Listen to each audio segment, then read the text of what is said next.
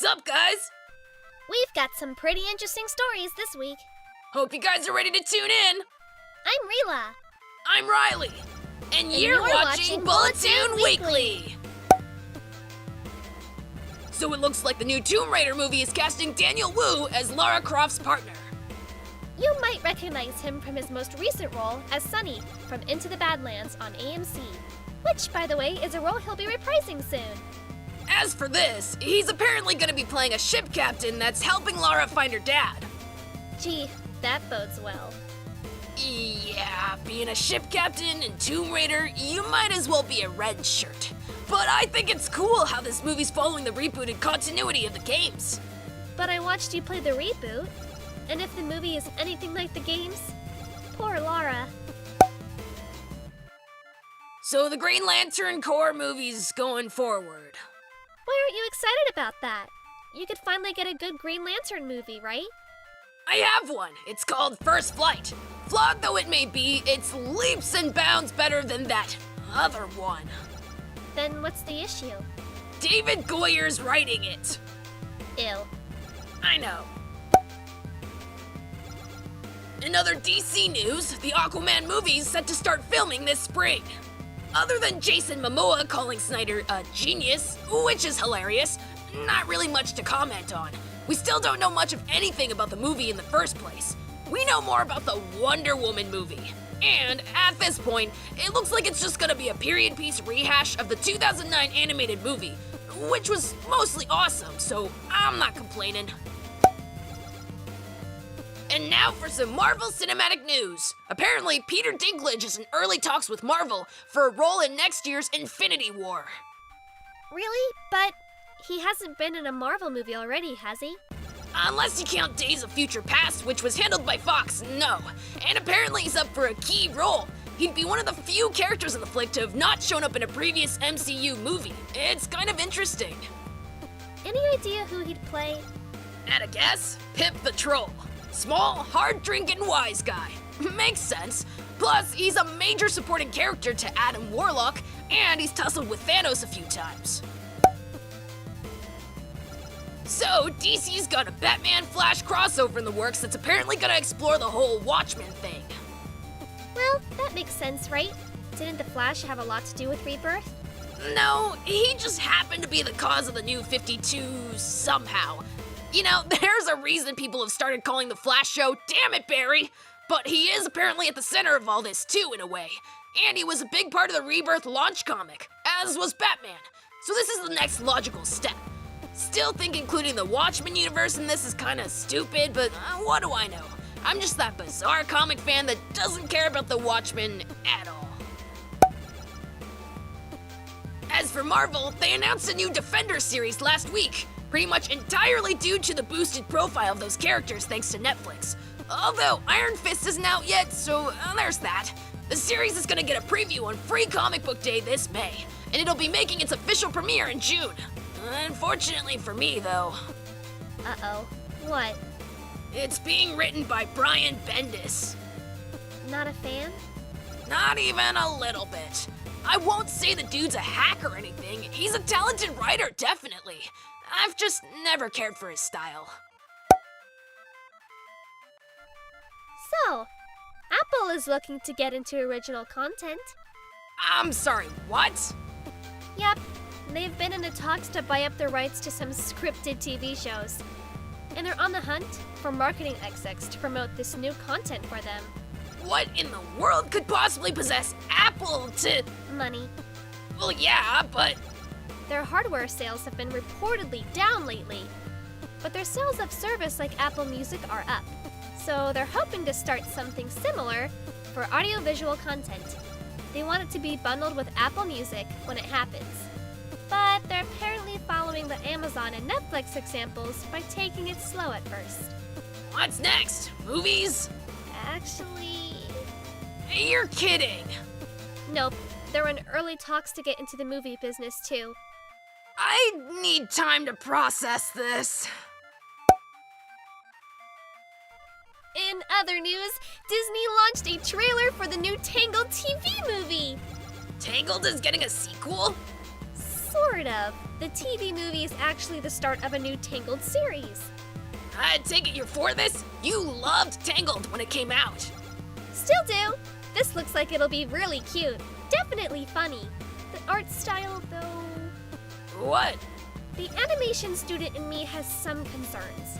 I like that they're going for something that looks sort of like a storybook, but I think some of the designs get a little too far from the original movie. It's a small gripe, really. It looks like it'll be still funny and cute, and Rapunzel still looks as tough as ever. So as long as they keep the spirit of the movie alive, I'm good. And there's that famous optimism. Well, glad you think you'll enjoy it, sis. Seriously, did you think we'd just not talk about this? Shame on you for doubting us. We never miss this! Last week, Nintendo held a presentation on the Switch. And with it came a ton of information, so much that we couldn't even try to cover it all. But as far as the good stuff goes, first off, we finally have a date. The Switch is gonna hit store shelves on March 3rd at a price point of $299. And Breath of the Wild is going to launch alongside it as a launch title. There's also going to be a $99 special edition, which comes with a Shake-Off themed carrying case, coin, world map, and a soundtrack CD. And a Master's Edition, which is basically the same thing, but with a bust of the Master Sword for an added $30. Some new amiibos were also announced. The Switch is also gonna do away with region locking, so that's a plus. Foreign games without imported hardware? I'm game. They also announced that their new online policy involves a subscription service. Which had better be at least as good as its competitors. Otherwise, this could be a train wreck. Riley, optimism! I am being optimistic. I'm hoping for the best. But I'm also a realist. And realistically, Nintendo's made some pretty legendary screw-ups in the past. So logically, they could still make some here. And that is a pretty friggin' huge candidate. Wanna know another one? No. Too bad. So let's talk about that battery life. This is supposed to be a portable thing, right? Yeah, about that. Apparently the thing is powered by ants. Seriously, Nintendo? 2 to 6 hours when it's not on the dock? Oh, please. As if that affects you at all. Excuse me? You never play your DS out of the house for more than an hour. You have the attention span of a squirrel. That battery life seems perfect for you. I'm sorry, you're making fun of my attention span? That's rich. Shall I refer to that closet full of anime you haven't finished? Hey, that's not the same thing at all. Oh, so it's more like those stacks of unfinished manga then. More like your shelves and shelves of unfinished games. I told you I have a system, damn it. Does that system involve leaving them there for months after you get a new one? I'm sorry, your watch list is how many years old again? There's nothing wrong with my watch list. Rila, the damn thing is sentient. Truce? Fine. What were we talking about? Games coming to the Switch. Oh, Splatoon 2 is confirmed! And Mario Kart 8 is coming to the Switch too. Along with some new tracks and characters, Inkling Girl was added to it. Jeez, she got over that fast. There's also this really weird looking game called ARMS. It looks like a weird boxing thing. Oh, you mean that game where everyone's Hitmonlee? Really? Why? Don't tell me you weren't thinking the same thing. What am I going to do with you, sister? Well, anyway, Sonic Mania is also on the way, along with Rhyme. And what's the new Mario game gonna be? Because we all knew Mario was getting one, Super Mario Odyssey. And it looks like a lot of it actually isn't gonna be in the Mushroom Kingdom. Looking forward to see how they manage that. Is anyone else kind of annoyed that Mario got Sonic Adventure 3 before Sonic did? Japan time! You know, I'm starting to notice that there's usually a Japan-related story before we get to this part. Shut up. So it looks like Amazon is getting into anime streaming. Wait, really? Yep. They launched it this week, actually. It's called Anime Strike. It better be friggin' amazing then, because otherwise they're gonna get crucified.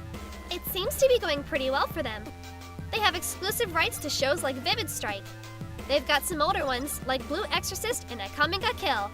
And their Amazon Prime streams of Battery and Kabaneri seem to work out for them too. There's an interview with Amazon's digital video VP on ANN, I'll link to it below so you can determine for yourself whether you'd use it. Well, what about you? They don't have any titles yet that I'm all that interested in, so I'll wait. I've got Crunchyroll in the meantime. And what about things that aren't on Crunchyroll? I have my methods. Well, that sounds super legit. Okay, quick story. Amazon Prime is going to be running an English dub of the Studio Ghibli series Ranja the Robber's Daughter, which aired in Japan back in 2014.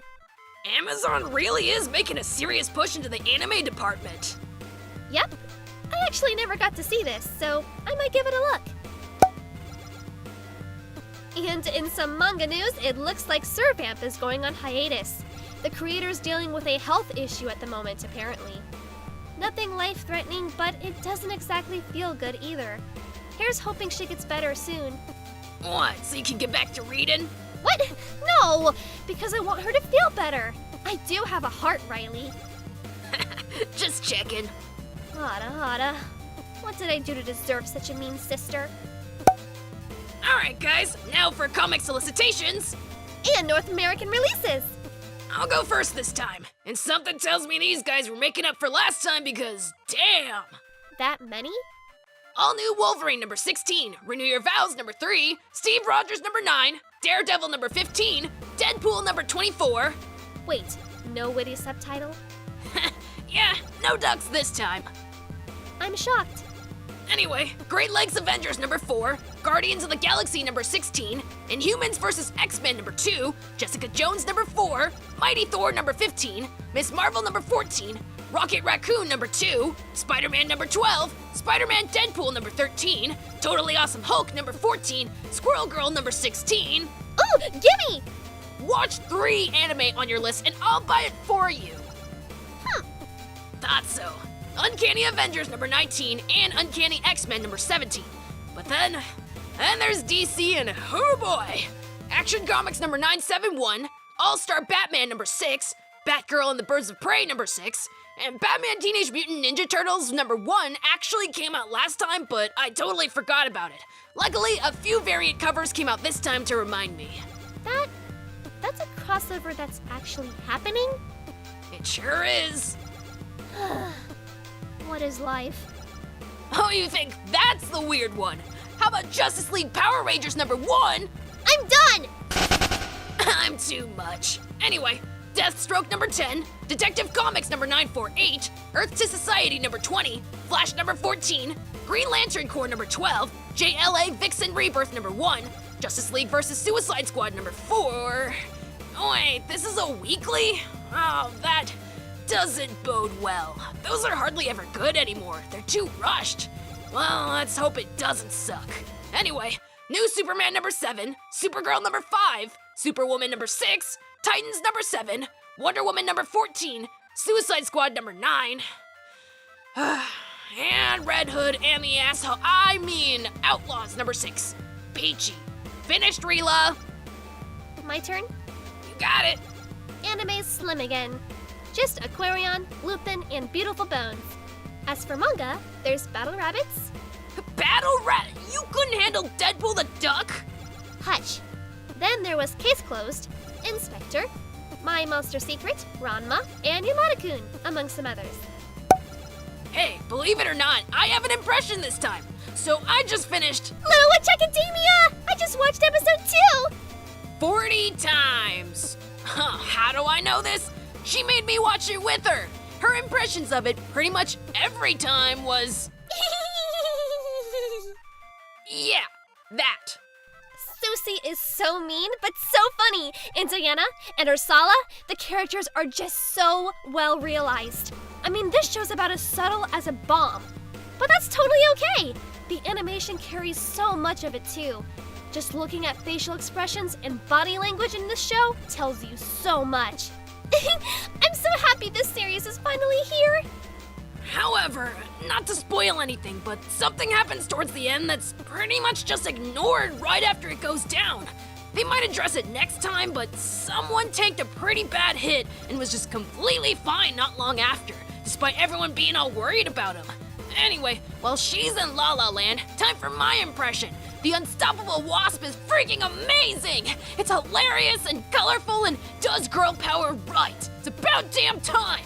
Give it a read! I don't mind saying I'm gonna make it a regular pickup for sure! Well, that's our... Rila, you gonna snap out of it or what? Kirito.